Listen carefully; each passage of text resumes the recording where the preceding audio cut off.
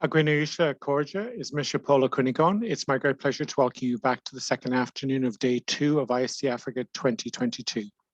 I have great pleasure in introducing our friend and colleague Ilari Lindy, who's going to talk about the SAIS 2 program supported by the Finnish government. Ilari has been a long-time partner with IST-Africa and has been involved as a technical reviewer for a long time. So over to Ilari.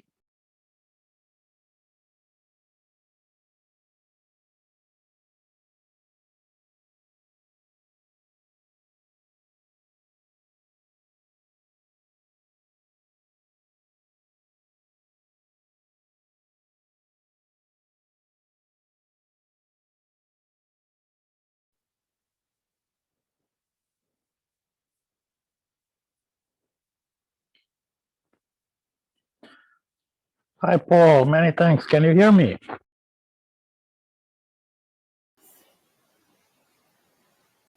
Hello, my name is Ilari and I'm a lead expert of Southern Africa Innovation Support Program, SAIS 2. I'm here today to tell you a little bit about the program and share some results and lessons learned of the implementation in years 2017 and 2022. 2020, so IAMC as well as the DSI South Africa. Thank you very much for inviting SAIS to present these results. So on my presentation, I will briefly cover the elements that initiated SAIS and brought us to the situation where the program has now successfully ended. So I will touch with the motivation for SAIS, the value proposition what the program has, as well as the instruments through which SAIS was implemented and some lessons learned both for the policymakers as well as program managers. Looking at the motivation for SAIS, it was clear after the implementation of the first SAIS program in 2010-2015 that continuation was needed and the demand was coming both from the member states and their governments, as well as the constituency interested to learn more about the innovation systems and how successful instruments could be implemented in this context. The time of SAIS 2 was also different. When the program was started to plan in 2016, the paradigm of innovation has changed from linear and closed to the open and iterative. In other words, innovation at that time were not anymore solely done in a closed laboratories and brought to the markets by big businesses. Instead, it was already visible that digitalization was becoming overwhelming and cutting across all the society and had an impact through cheaper mobile devices, cheaper bandwidth prices, as well as increasing amount of application interfaces such as social media, which empowered, of course, all the users, consumers, as if not equal partners, at least participants in the innovation process.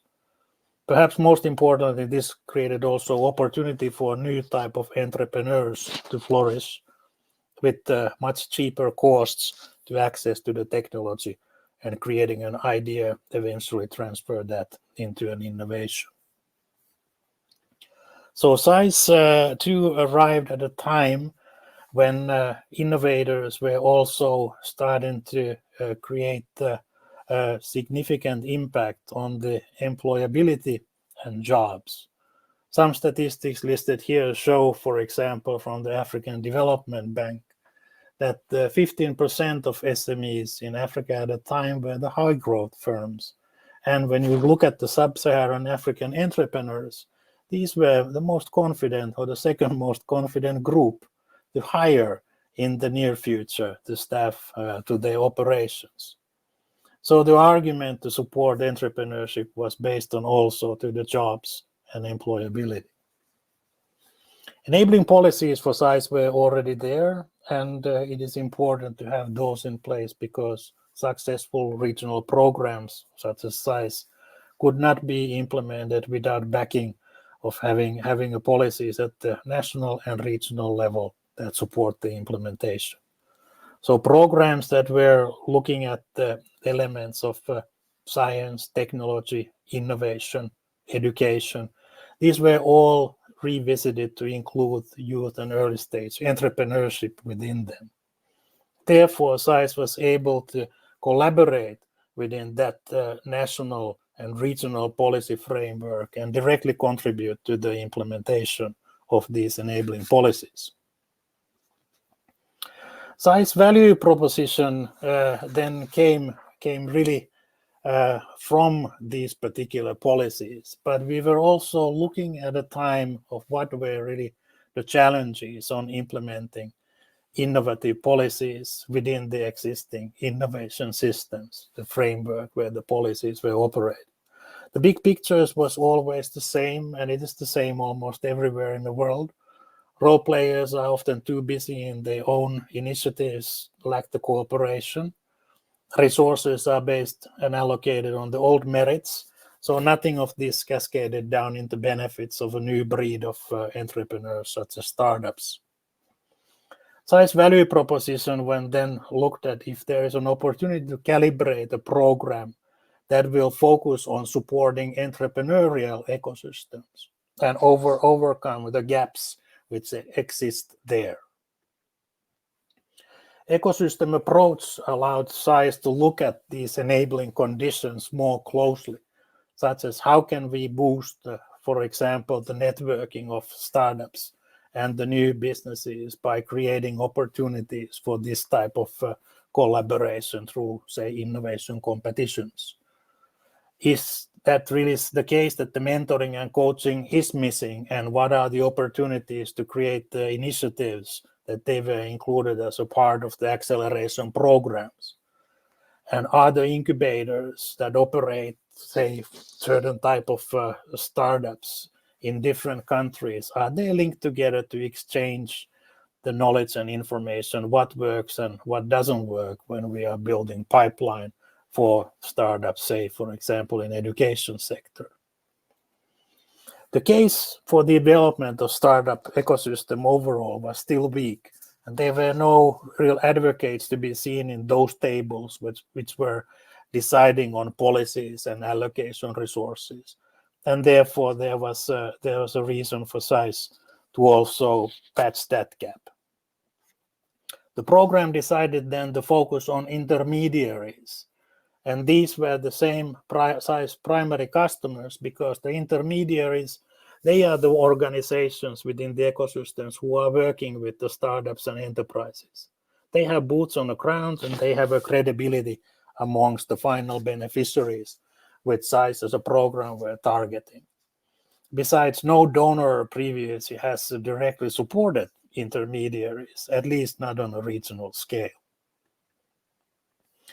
Innovation support organization, which we consider as intermediaries, were also good organizations to target with, because by investing in projects run by a group of innovation support organizations, such project had advantage to reach many startups and many entrepreneurs through one project which was implemented as a consortium model. So this kind of a snowball effect was very much reachable when one project pulled the intermediaries, say 4 different countries, which were all delivering services to startups and entrepreneurs through their enhanced incubation or acceleration programs. Innovation support organizations are also connectors in their ecosystems, and when they were implementing such programs, one could expect that the linkages were also reaching out to the other players within the ecosystems. For example, angel investors or venture capital providers. Policymakers were also interested in what's happening within that domain, not to mention higher education institutions working with that pipeline for aspiring entrepreneurs. SAIS instruments, funding, capacity building, and networking were relatively conventional and nothing new there under the sun, except that the implementation which took place in a programmatic manner, which was quite successful in a sense that all the activities that were implemented were organized in a way that the capacity building was provided in parallel and supporting the allocation of funding to the entrepreneurs. Networking was organized in parallel of organizing the calls for the proposals for the SAIS fund, so the best possible constituencies could be reached through the network to the apply for SAIS funding. When you look at the instruments more in detail, we can see SAIS Innovation Fund, which was quite traditional, but had some features which separated from the rest. The conditions for grant was that the consortia applying funding had to be trans-regional, so organizations participating need to come at least 2 different countries. Funding was also based on the results, so each consortia had to provide the first finance themselves and were then compensated after the first results were achieved. 3 calls were implemented with a bit over 3 million euros as a total purse, with the largest grants being close to 300,000 euros and the smallest ones 50,000 euros. The proposed project for SAIS Innovation Fund, they needed to be ready for the market validation. So the minimum viable product had to be there for any proposed product, service, or process. They also have to have a clientele which was comprised by entrepreneurs or entrepreneurship as a theme. And finally, of course, all the activities have to be aligned with their implementation with the national policies or local policies and strategies. Some details about the numbers and the results achieved by SAIS Innovation Fund. Altogether, 26 projects were implemented. Only 2 projects were stopped. And this, of course, is a quite significant number. But when we look at a little bit closer, we have 26 projects which have a consortia modality. And out of these consortia, 89 innovation support organizations were supported, which in turn cascaded their support down to more than 1,000 entrepreneurs. So the snowballing, it does have an effect on here. Capacity building on SAIS was also, as I already mentioned, implemented in a programmatic manner. 5 to 10 very well sourced and established professional organizations, both from the continent as well beyond in Europe, were engaged with SAIS to bring up the capacities of the SAIS beneficiaries.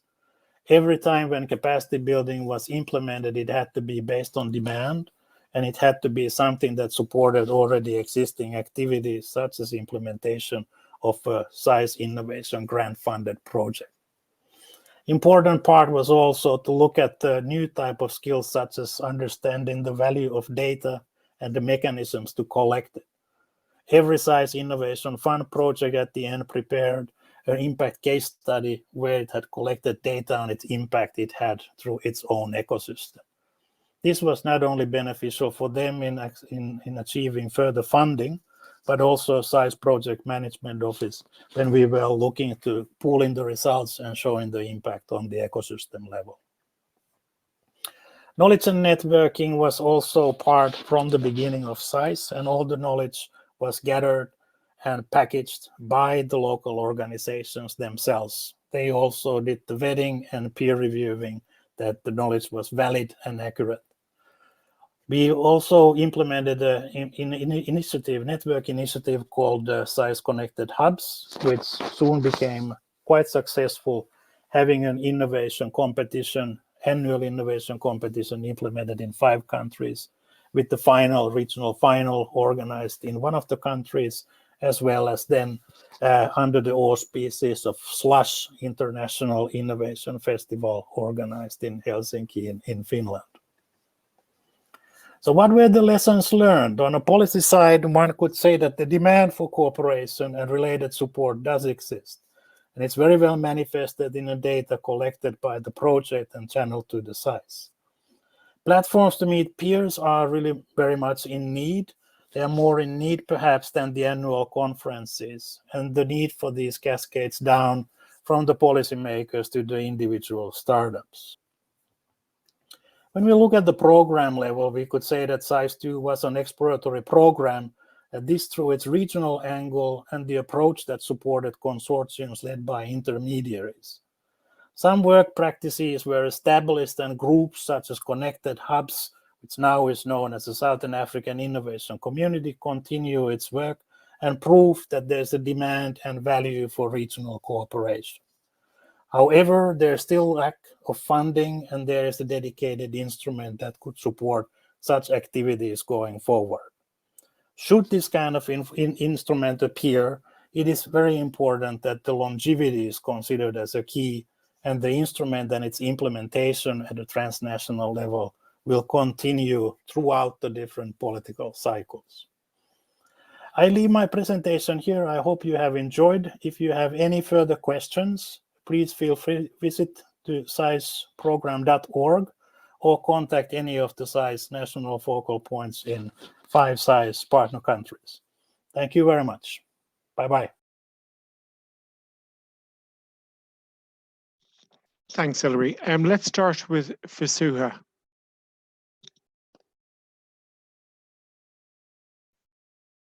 Yes, thank you for a very interesting program. This SAIS program is something that we would like maybe to collaborate in the future. But I have 2 questions. The first question is how does this differ from the innovation hubs in science parks, which are already existing organizations? Are they going to be as intermediaries for innovation and entrepreneurship? The second question is, how much is the support that you provide with SAIS differ when the context is in a rural, for example, compared to urban? Thank you.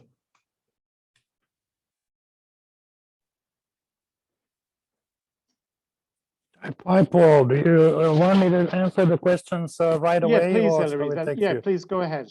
Yeah.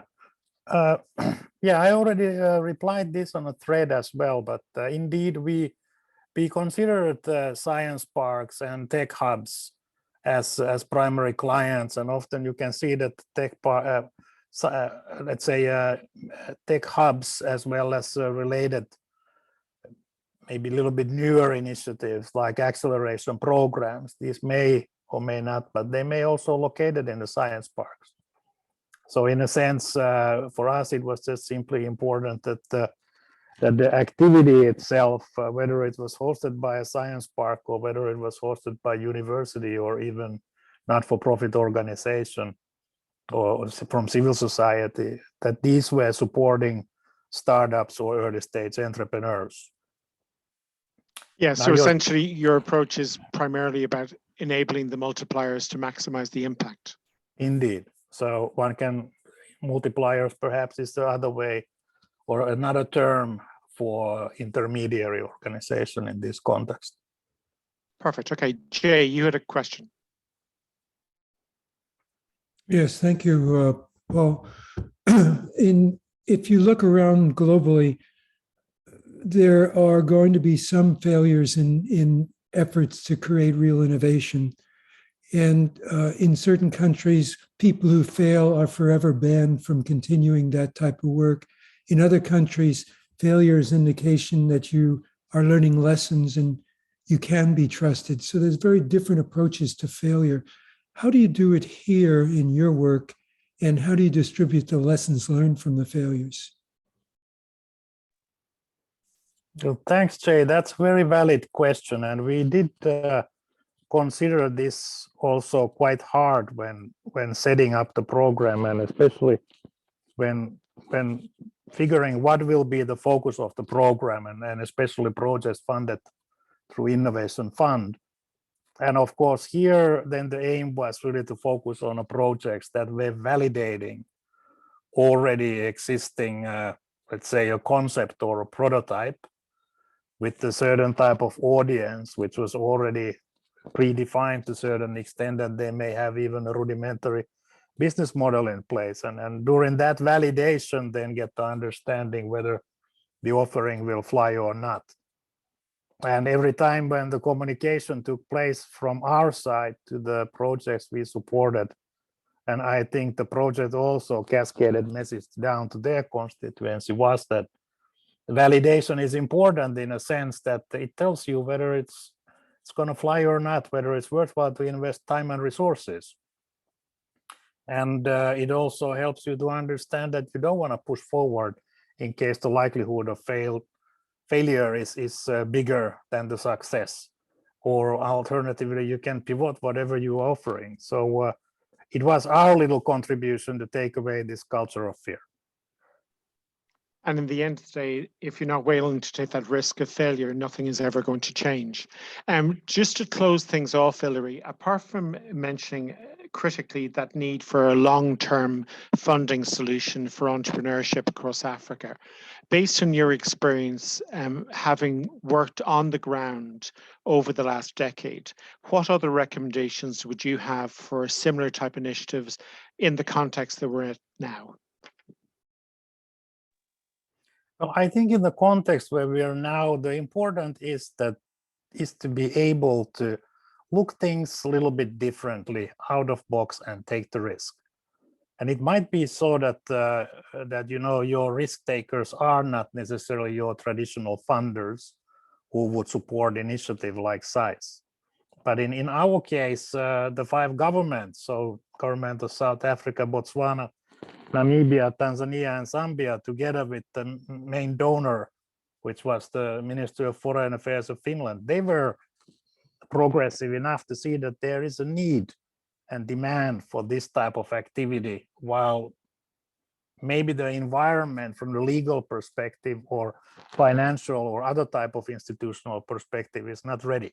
But they took the risk and they financed the program. And now we can see that some of the results are being taken up individually and collectively by the partner countries themselves. And one of the things that I really liked about it is that it grew into a cross-border initiative, because critically, in an African context, individual markets are not enough. And in the digital age that we're in today, if we're not encouraging and enabling our entrepreneurs to trade on a cross-border basis, the African Union ambitions for trade are not going to be achieved in any case. Indeed, Paul. And if I may just in closing say this about the cross-border element. So SAIS 2 was really designed to be a cross-border program.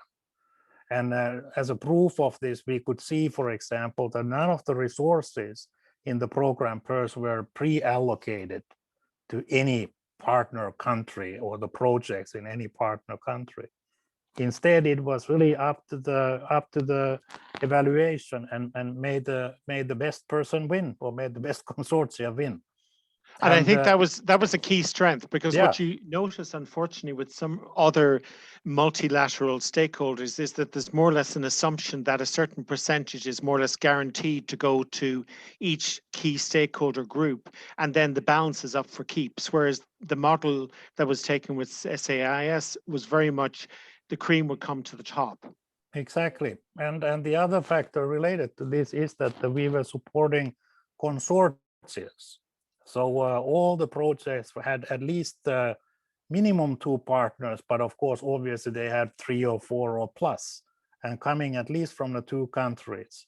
So if the coordinator comes from a country X and the members in the consortia, they may come from countries A, B, and C. They are also benefiting from the project. And in some cases, they may actually be the drivers eventually of the whole product and service which has been validated. And by enforcing that consortium and cross-border perspective, you're also changing the culture. You're getting people to think in a cross-border way. You're getting people to think about, yes, it may be uncomfortable at the start because I'm not used to dealing with people from this country, but that's a requirement, and therefore that's what I'm buying into. And I think if you can't get the multipliers to buy into that, how in God's name are we ever going to get the entrepreneurs to do that? Indeed, that was a big eye-opener. And I think it was eye-opener for not only for the consortiums, but also the program management team, as well as, of course, our board, which was comprised by the line ministries responsible for the policies and funding. So that certainly is something lesson to take away and something to invest going forward as well. Well, hopefully people can learn from that. And as we say in Ireland, build on the shoulders of the giants that came before us. Ilari, thank you very much indeed for your contribution. Thank you very much, Paul, and I wish you all the best and good luck with the rest of the program, and hope to see and join in person again next year. Thank you. I hope so too. Thank you so much. Thanks. So thank you, everyone. We're going to take a short break and then we're going to start again in 5 minutes.